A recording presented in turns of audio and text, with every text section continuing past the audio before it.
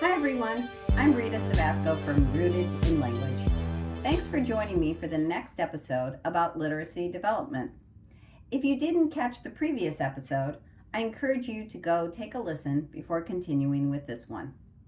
In my last episode about pre-literacy, I explained that when we teach our children to read, we not only change their brains, we change our children's lives. As parents, we are key to impacting our children's education and their future. I shared my analogy that literacy is like a huge wooded park. Pre-literacy is the expansive grassy area that leads up to the park, up to its big iron gate. Metaphorically, pre-literacy is the development of your child's oral language skills, the green grass under your child's feet. Grass you, the parent, have been nurturing and watering for years. But now we've come to the gate, at last, to literacy. We are ready to usher our children into the world of reading and writing. But remember, I described the gate to literacy as a big iron gate. That's because while a rare few children seem to open the gate to literacy on their own, most children need to be invited in and they need to be shown the way. Research tells us that reading is a monumental undertaking, one in which the brain takes all its listening and speaking skills and rewires them to now perform reading and writing tasks. Literacy actually involves growing new neural pathways and reteaching the brain to engage in a whole new way of thinking, of taking in information, and of expressing ourselves. What starts out as a novel task becomes a monumental undertaking, and scientists are helping us understand why something that feels like it should be as natural as learning to walk or talk is actually one of the most difficult things we will master over a lifetime. At Rooted in Language, we support your child learning to read and write along with spelling skills. We share what the research is teaching us, that when we teach reading, writing, and spelling together and relate it to the child's oral language system, we are teaching reading in the best, most impactful way possible. We know that for most kids, opening the gate to literacy can start out fun and easy. The welcome is the easy part, and we want to make it fun. But welcoming is not enough, not for most learners, and certainly not for a struggling learner. So we not only show you how to open the gate, but how to usher your child through the gate. To usher your child in means we teach you how to hold your child's hands and walk them through the process. At Rooted in Language, our approach is we do this learning together. We work with children, those who struggle and those who don't. We know that learning to read and write requires explicit teaching. So we open the gate by teaching the basic knowledge needed to enter into literacy, the basic code of breaking words into sounds.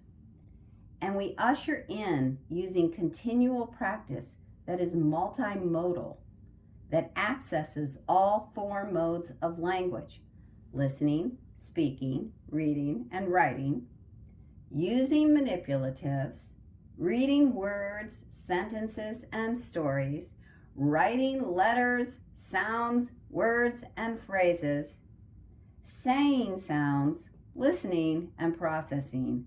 A whole bunch of stuff. So how do we teach you all these ushering skills? That's where Pinwheels becomes the guide.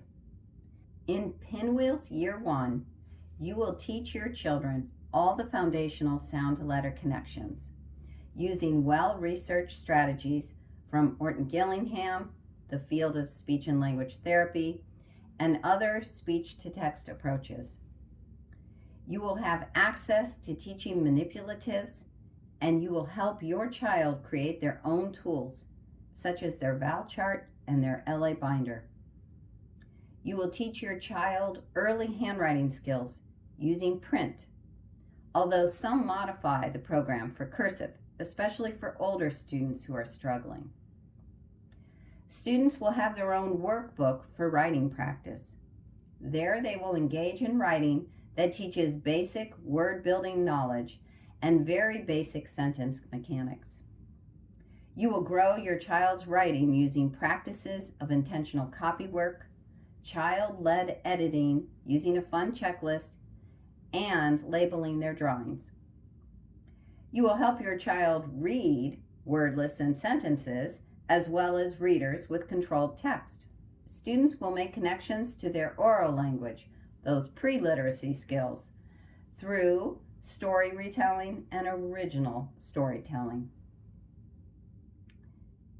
You'll engage your child in phonological processing exercises where they say, hear, feel sounds. They will play games and have learning celebrations. Most people think of learning to read and write in two erroneous ways. The first is that people tend to believe that all children learn to read first, then learn to write later. Reading has been taught this way for decades, maybe centuries. However, it is not the best way to teach. Reading and writing should be taught together. If you think about it, this makes sense. If we only teach a child how to read, we deny them half of the process, half of what these sounds and letters can do. Deep learning involves engagement, creativity, and application. Writing is all of these things. The second erroneous notion is that kids become literate in about one school year. But remember that reading and writing is actually repurposing the brain. It takes as long as it takes for each child. Pushing kids through the time they need just because the calendar says so is not helpful. At Rooted in Language, many of our students are struggling learners. They begin to read and write with us when they're much older. Because the time and experience varies for each child, we must continue to make learning fun and meaningful. But we must also incorporate enough routines in our program to allow kids time to gain proficiency. We strive to help kids work to their level of success so they aren't frustrated.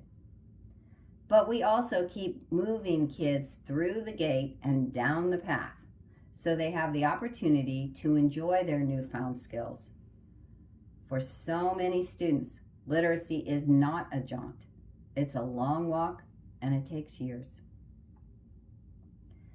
So here is the big question. What do you do if you have an older child who hasn't even gone through the gate?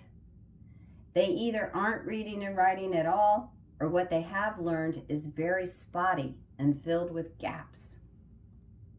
Well, when we work with older students, we start with the same lessons we teach in Pinwheels with younger students. It just looks a little different. It needs to be modified for the child's age. And guess what? No program is going to be a perfect match. Every older, struggling student we see is on their own literacy journey. We tell them that this time we're going to teach reading and writing together, and this time we will move at a pace that ensures their success. Most kids who struggle are relieved to start slowly. They long for success. Here is the dilemma that parents of struggling learners face. Remember, there is no perfect program. There is nothing created that will be immediately suited to your child's needs. So your job is to find the right way of teaching and the program that will show you the way. Then you need to learn how to use those teaching strategies. And here's how we help. We encourage you to use our Pinwheels program, plus our online class, Laying a Path, Phonics and Spelling. Let's start with Pinwheels. Use it, but modify it so it looks appropriate for your child's age. Teach the lessons as instructed and use the manipulatives. Then, instead of having the student write in a young-looking workbook, let the workbook guide the kind of writing your student needs on their own writing paper. Modify the reading kit as well. The reading kit is filled with word lists and sentences. Let them review what they know and practice what they don't. Because Pinwheels includes copywork and editing practice, some grammar and suffix work, students will be applying their new learning and they will see that they can read and write. That's the best. They'll see they can read and write. Best of all, you will see the pieces that are missing and you'll learn how to fill them in. One final word for the older student who struggles. Be sure to take our phonics and spelling class so you understand the learning path for your child. Older students need to know you know where they are going and you know how to take them there. The more you understand the learning strategies we have created, the better you will be at modifying for your older student. Most of all, we are here to help you and your child as you enter this journey to literacy. Thank you for joining me for today's episode. Gaining literacy is a lifelong journey for the child, and as their guide, we're on that journey too. So it takes a little patience, a little tenacity, and sometimes a few deep breaths. As you continue forward on this journey, join me for the next episode, all about how to help your child apply the literacy skills they are gaining. If you enjoy what you hear, please give us a like, subscribe, and follow. Be sure to visit us at rootedinlanguage.com for more information. I'll see you next time.